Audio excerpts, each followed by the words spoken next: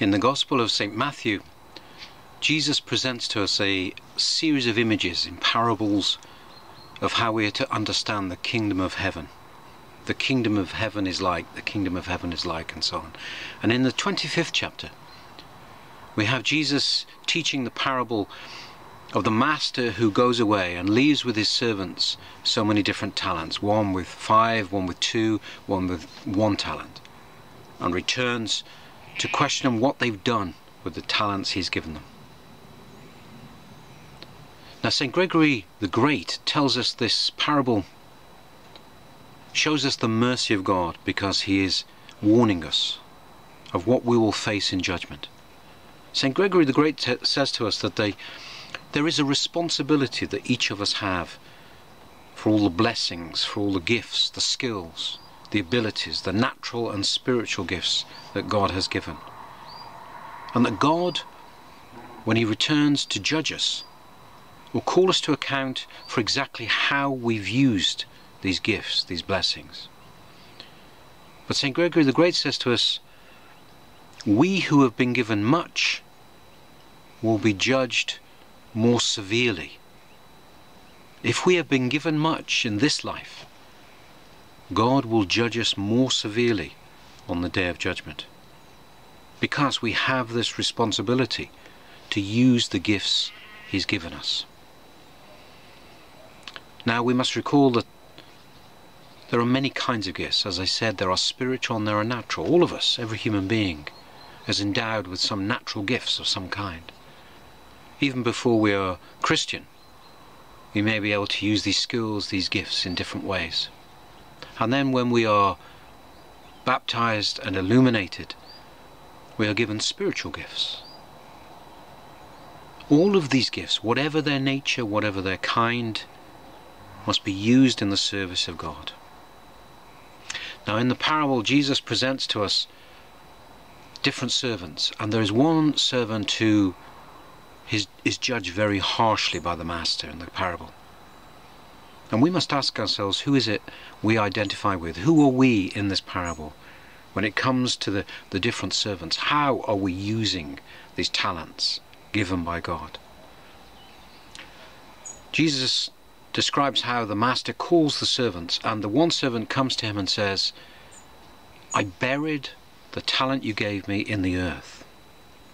Here it is, what you gave me. The Church Fathers, when they look at the spiritual meaning of these parables, remind us that when Jesus says a character in the parable buried or was buried in the earth, it can represent the tomb, of course, but it can also represent the world. Here we have a warning. We are not to use the blessings, the gifts, the skills, and bury them in the earth, to use what God has given us purely for earthly, worldly benefit, for worldly gain. They are to put to the service of God. And if we use them for our own security, because of our own fears, our anxieties about worldly things, if we turn everything that we have been given by God simply to serve ourselves, then we are the ungrateful, unworthy servant. On Judgment Day, the Fathers tell us that God will judge and weigh exactly what we have done with what we've given. The scales of God's justice will be, on one side, all that we have been given. And on the other side, what did you do with them? What did you gain? Or, the language of the parable, what interest did we make on the talents that God gave us? There are many kinds of interest that we can make, of course. And the spiritual blessings that God has given, the interest that God looks for is transformation, is change, repentance. In the language of the saints, theosis. Transformation of our hearts, change, turning away from our evil ways, turning away from our habits, our patterns of sin.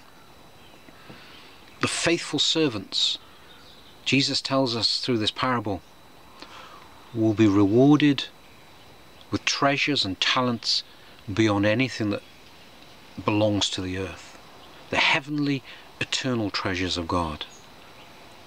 These will be the rewards for those servants who've used their talents in this world as God wills. We are to make interest on everything that God has given, to use our skills not just for our benefit, but for the service of God and the benefits of everybody around us.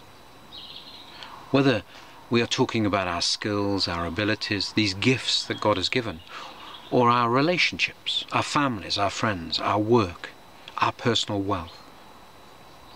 Whatever it is that we have been blessed with can be turned for a blessing to other people, can become a blessing in the world from God through us. Now, in the parable, of course, the servant who has been judged harshly because he buried the talent then accuses his master. He says, well, I knew what a harsh master you are. I knew that you reap where you don't sow, and so on. He begins to chastise even his master in his own defense. And the master says to him, oh, you responded with fear of me.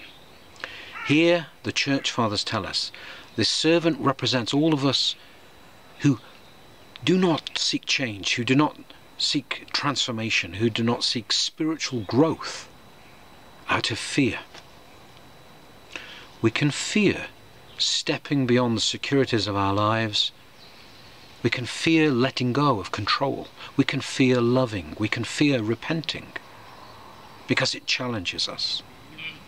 Orthodox Christianity is not a emotional or psychological it isn't something to support us in this mental way, something just to lean back on, to take comfort from in this world. Of course it brings us joy and it brings us comfort. The reality of God's love is the greatest comfort of all.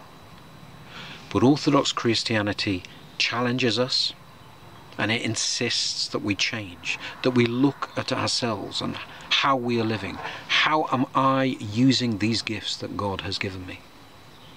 To what benefit am I putting them? Is it for my own bank account?